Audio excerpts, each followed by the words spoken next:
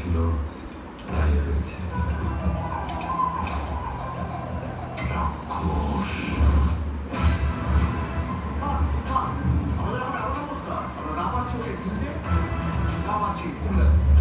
একটা 15 বছরের পোড়া দিনের আলোতে জবাই করে ফেলাইছে, কিন্তু ফান একদিন ডিস্ট্রিক্ট লেভেলে খেলবো। তুই কি গাড়ি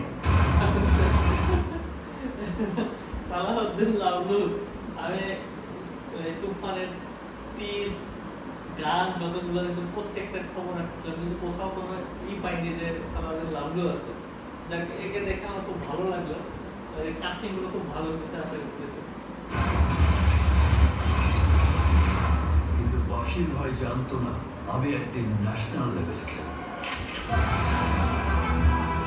তুফান হতে অ্যাটিটিউড লাগে, চোখের দৃষ্টি লাগে, অ্যাকশন স্পিড সব লাগে।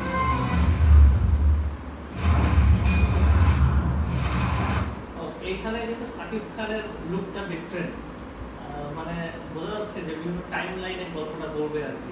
এটা হয়তো তুফান হয়ে ওঠার আগে সাকিব খানের কি অবস্থা আছে সেটা বোঝা যাচ্ছে। এই গল্পে একটা প্রেম মিসিং আছে, দুষ্ট কবি।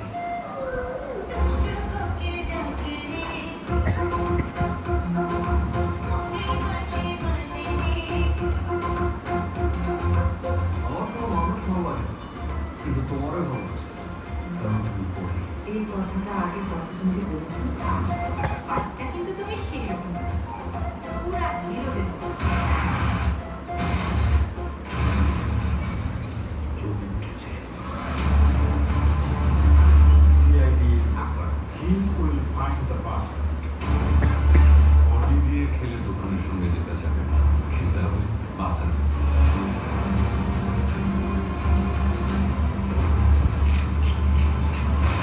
তুফান পোষ মানে না, পোষ মানায়।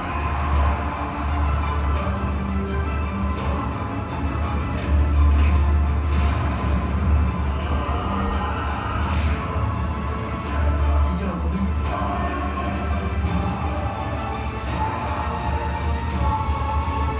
পুরা দেশ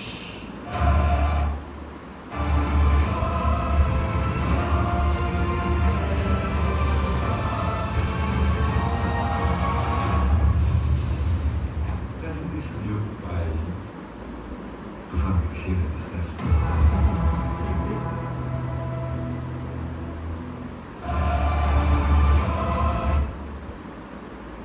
মানে আমি যদি বলি, আমি সাকিব খানের রিসেন্ট কিছু মুভি দেখছি, তো এই মুভিগুলো ভালো হচ্ছে। যেমন আমি যদি লাস্ট মুভিটা বলি, প্রিয়তমা লাস্ট 20 মিনিট ছিল সাকিব খানের খুব ভালো অভিনয় করার মুভি। তারপরে রাজকুমার গতকালকে দেখেছি, রাজকুমারের সাকিব খানের যতগুলো মুভি করছে তার মধ্যে সবচেয়ে ভালো অভিনয় করছে রাজকুমার। আর তুফানের ট্রেলার দেখে আমার মনে হচ্ছে এখন পর্যন্ত যত বাংলা মুভি ট্রেলার আছে, বিশেষ কমার্শিয়াল মুভিগুলো, এগুলোর মধ্যে এই ট্রেলারটা সবচেয়ে আমার কাছে সবচেয়ে বেশি ভালো লাগছে। এই সিনেমাটোগ্রাফি, তারপরে ডায়লগ, এর স্ক্রিপ্ট, এর গান থেকে শুরু করে সব সাকিব খানের যে অ্যাপিয়ারেন্স আর যে এক্সপ্রেশন, এটা আসলে মানে এটা ভাষায় প্রকাশ করার মধ্যে এত ভালো করছে। তো আশা করছি এই মুভিটা অনেক ভালো করবে, এই প্রত্যাশা। এবং মুভিটা অবশ্যই আমি থিয়েটারে গিয়ে দেখার আমার ইচ্ছা আছে, তো দেখি কেমন।